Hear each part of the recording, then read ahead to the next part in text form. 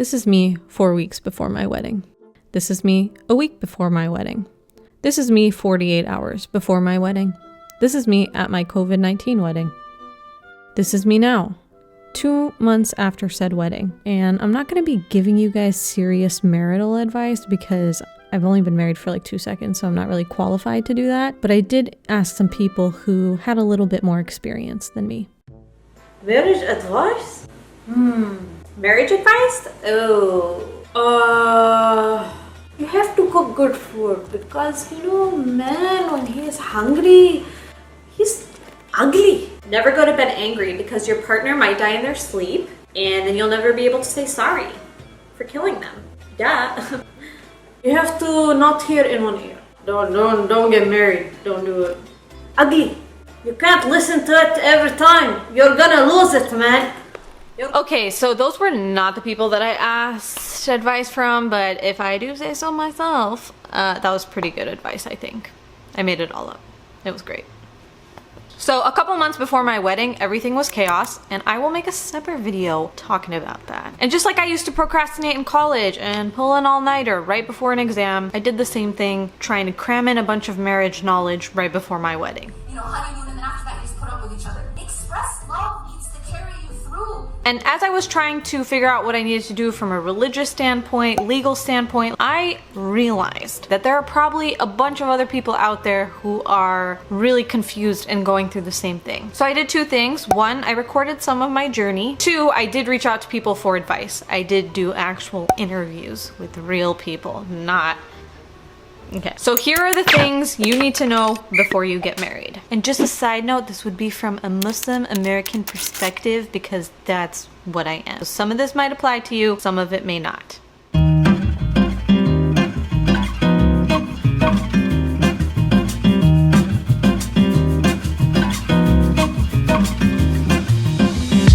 Preface this section by saying, hey, even if you don't have a boo thing, even if you aren't in love, even if auntie hasn't put together something for you yet, learn all this stuff. Your future self will thank your present self. I promise you that. Thank you, past self. You didn't really help me out. Just want to let you know that. She doesn't even care. You should know your rights, your spouse's rights, what is required to actually get married. I tried to understand this stuff in the chaos of working full-time, packing up to move, and planning a wedding that I didn't know if it was gonna take place the next day or not because of COVID. I felt very stupid when I was asked about serious stuff like the meher, or even during my actual wedding ceremony. I was like, what is going, are we married now? Like, what? I tried to get an interview with a religious leader, but you know what? The interview just couldn't happen in time and didn't happen at all, so. But I was able to land a very special interview that I was so excited about. I've met her 5 years ago for an event at the YouTube space in LA. And at the time she was doing journalism, she was a filmmaker, she had this documentary she showed us. But nowadays her work is all about that paper, the actual paper, the nikah. I hope I said that right. So on her company's website, it says that it is a traditional Islamic document that has been used for centuries at the time of nikah. And Nashmiya has a business where she revived the practice of having beautifully designed nikah namas. So let's talk about the contract. Can you explain to somebody who wouldn't know what a nikah nama is? Can you explain what a marriage contract would be? Yeah, so in Islam, I'm pretty sure you just need a proposal and an acceptance. Like, that's the very basic of a nikah. But at a certain point, people started writing it out, especially in the Qajju dynasty. I know that it was the only full form of memorabilia from the wedding because there was no photos back then. So it would be like one form of embellishment that you could keep and say, this is what we signed on our wedding day. So that's how it sort of became more of a thing, a contract. And then it also became a legal thing later on. So all governments, they would have nikah contracts in Pakistan, Iran. It can be sort of like a form of a prenup where you sort of a bunch of agreements that you come together. Like, I like to tell any of my friends who are getting married, I say, go through the 100 questions. Like, there's all these books about the 100 questions you should ask before marriage. Okay. And like, by the end of it, you have answers. From your perspective, your opinion, whether it's personal life or through this journey of making this business, why do you think that so many people take a passive role in the nikah ceremony? I think that it's been taboo. especially I come from Pakistan, so I think of Pakistan, but people don't want to talk about their husband and their in-laws like deal breakers. They don't want to talk about stuff that makes them uncomfortable. So for the longest time, it was just like the nikah ceremony was sort of like a side thing, something that the bride is not even in the room for half the time, and it just happens. So I think that it's slightly uncomfortable, but I think to have a really healthy relationship, it should be like we are coming and we're making all of these agreements right now so that it's clear and so that we know what we're getting into. I was talking to my fiance probably about an hour or so back. We were talking about how there's like the law here, and then there's Islamic law, or what we're signing in the contract and agreeing upon. That stuff, it doesn't really stand in the eyes of the law here, does it? Or am I mistaken on that? We always tell people, because especially people in Pakistan, they ask like, is this valid for the Pakistani government? And we're like, oh, you'd have to talk to your lawyers, because every single state is different. So if you sign something in one state, it could mean something, and if you get it notarized, all that stuff, but in another state it might not mean anything. Okay. Basically for us, it's like our word in front of Allah. That's what it would be. Okay. So legal requirements. This was something that I had to look into.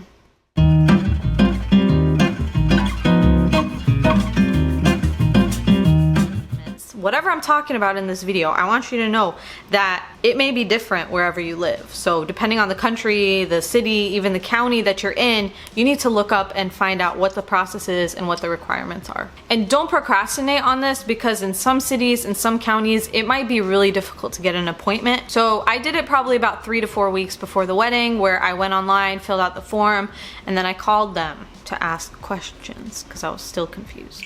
Thank you for calling County Recording Office. If you know the extension of the party you wish to speak to, dial that extension and press the pound key.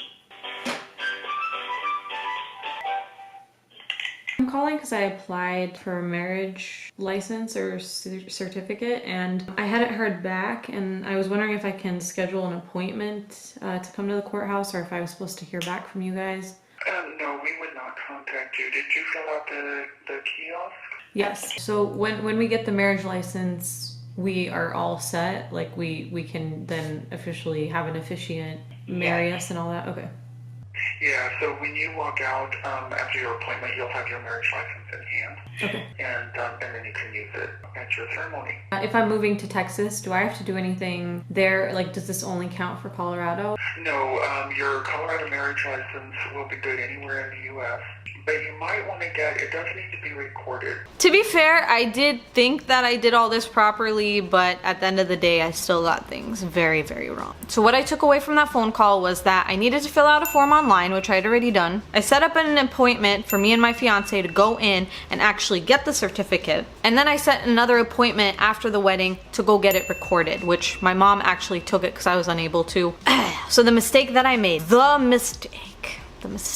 I had the assumption that the sheikh could officiate us, meaning that on the actual certificate where it says officiant, I thought he could sign it, and that meant we're married by the state, boom, done. But I spoke to someone, and apparently a lot of the sheikhs in the area don't do that part. They only provided and signed the religious document, not the state document.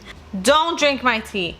Look at this. Look at this sweet face. Look at this. Oh my God. So when we got the certificate and came home, that's when I actually found out this information. And I started freaking out because I was like, we don't have time to make another appointment. But I called back, and lucky for us, in Colorado, you are allowed to self-marry, which means that if you and your fiance or husband sign on the line, then you guys are officially married. Nobody has to actually officiate you. But back to the nikah nama. So after that interview, I was super motivated to draw out all the terms, take this religious document very seriously. Please handle with care. Fragile. I got my order. And my contract is here, my marriage contract. All right, so I'm gonna take it out.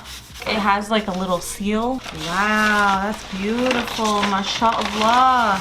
And I don't want you guys to read all the details of us, but this is what it looks like. It's really pretty. Well, that's my unboxing video. Thank you guys for being here, bye. All right, so I'm typing up the making sure the Word document's all correct. You know, it's like all this, and then kind of just reading the terms. But some advice, if you are paying attention to the nikah and it's important to you, which I think you should make it important. Talk with your religious leader ahead of time and have clear communication and expectations, and ask any questions that you may have. So the rest of this video is really more about mental preparation.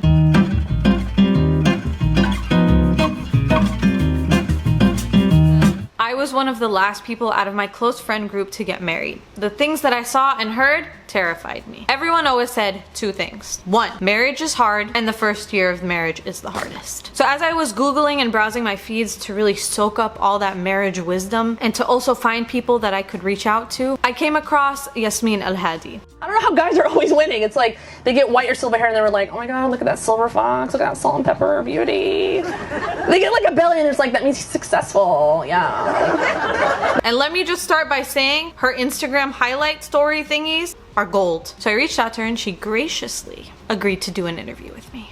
So with your expert experience, and even from your personal experience, talking to somebody who's getting married in like 3-4 weeks, what is your biggest piece of advice before the wedding? Like, how can they prepare? How do you feel that they can prepare before that big transition?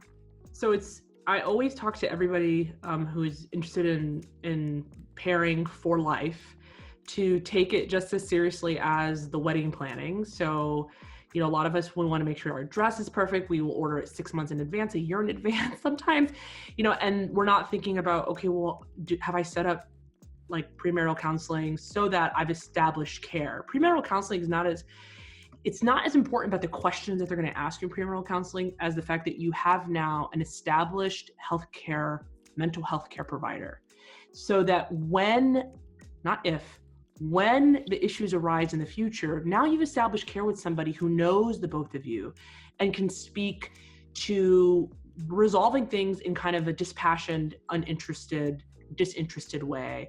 I don't want to say uninterested because your therapist should be interested in you, but a disinterested way, a one that is impartial.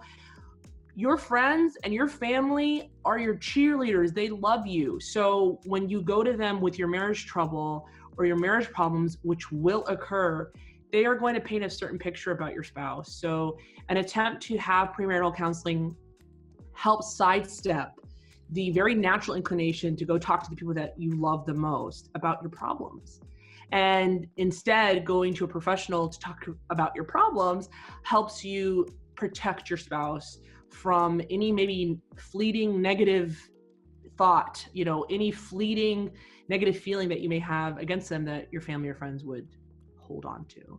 And then also to have a spiritual advisor, and I would say a list of spiritual advisors, like your top 4 hits, like your top 3 or 4 people that you really respect their religious advice, you respect the way that they answer questions. This could be people in your community, it could be obviously people in the online space, as long as they're accessible, but that's really important too. So my biggest piece of advice is make sure that you go in with the right preparation for the storm before the storm forms, so that you understand that there's a game plan, right? And there are steps that you're both going to take, that you both agree to before the problem starts, so that you can find a resolution that doesn't involve an now I can't even use that word anymore. Entanglement. Oh my God. Yeah. But it's not supposed to mean an affair. That's right. Not what, but it's one of the synonyms, I guess. So anyhow. But it doesn't entangle or ensnare is the better word, to ensnare your family or friends' feelings towards your spouse. So again, great advice from another great person. I found myself again in the same situation. Because this interview was literally a few weeks before the wedding, I ran out of time to implement a lot of this advice in my own process before I got married. I still wanted to share that with you guys for those of you who still have time. As much as I was trying my best to focus on the deeper aspects of marriage and this next phase of life, you know, things that were not as shallow as the wedding planning process, There was so much focus and pressure on how pretty I needed to be for the wedding. I really got used to and started to enjoy things like facials and mani-pedis, okay, makeup artists painting masterpieces on my canvas of my face. I found myself imagining what I was going to look like as a wife, or what I was supposed to look like. I really felt this pressure to be a certain version of myself, and so I started spending a lot on clothes and perfume and just like random things. During my process of reaching out to people for this video and several others, I found some solace in my conversation with Kamara. Kamara and her husband have actually made a bunch of YouTube videos on the topic of marriage. So Marriage Mondays is what the series is called, and they've been doing it for probably about 3 years. So pretty much any topic you can think of, they've probably covered. My name's Amir. My name is Kamara. And today we're going to talk about our story, part 1. So this was my interview with her. If you could go back and talk to your old self right before she got married, what would you tell her? I would tell her not to assume and not to like follow every marital advice you receive. Newlywed me was receiving a lot of advice of what a wife should be, how a wife should act, what a husband likes, what men like, and I was putting a lot of pressure to like be that way, be that wife, and be that that woman that is desirable, or however like these people felt like what a desirable woman was. And I feel like at that time, I feel like I wasn't meeting that standard. So I would tell my younger self, that newlywed self, like, don't trip about another person's experience and what they think is desirable, or what they think a perfect wife is. Because every marriage is different. Every couple is different. If you want to know what your husband likes, what your husband finds desirable, talk to him. I have my way that I dress at home, and my friends don't like it. And they're like, you can't dress like this when you get married. We have to throw out your pajamas. And I had brought up to one of them that, like, yeah, I'm gonna go to Walmart, I'm gonna go to the men's section and see if they have some nice, like, comfortable Hanes t-shirts or something, just small ones that I can take. And I got so much shit for it. And when you were talking about this, that's what it was making me think of, I was kind of like, you know what? Is he buying all new pajamas? Why do I have to buy new pajamas? Like, what is this double standard in this ideal? Like, the woman has to be like, just perfectly dressed for her husband. And I'm like, no. That's exactly what it was like. And, like, obviously dressing up for your husband is cute. I will say that, dressing up sometimes is fun. And obviously, but sometimes men like that for you to dress up. Right. But putting the pressure to dress up every single day, who has that many dressy outfits? No one. No one has them. I'm not going to go out into the living room in a ballroom dress and then get it all messed up because I got to clean or cook something, or got to change something because I got to go out. But that's the same exact stuff. And one advice that someone gave me that I was like really thankful for is they said, you know what, if you want to dress up, go ahead, but by your second year of marriage, you're just gonna be wearing sweatpants all in the house again. So don't even stress. And look at me now. All I wear is sweatpants and baggy men's shirts. Right. That's where I know I'm heading anyway. I already know. I'm already planning for that. Yeah. So all in all, I would say my biggest piece of advice, even if you don't have anybody in your life, even if you're not getting married, not planning a wedding, anything. I know it's easier said than done, but try your best not to get sucked into the material aspect of getting married and the pressures. There was so much material in each interview that I did. I did try to condense the material to fit into the videos to kind of keep the flow going, but I will post the longer versions of the interviews, which are probably at least like 30 minutes long. You can check them out in the description below. If I haven't posted one of the interviews from this particular video, it's just because I'm going to be using a piece of it in another video and I'm just waiting to post that one. I hope this was helpful for some of you. Thank you so much for watching. TazzyPhe out. Bye! Look at my kitty cats. I want to wake them up. That's mean, right? It's okay, I'm going to do it. They drive me crazy. Babies! Look at my babies. Look at my baby. Okay. Bye! Hey guys, TazzyPhe here, and I had a few things that I needed to mention. One, podcast is officially live on Anchor FM.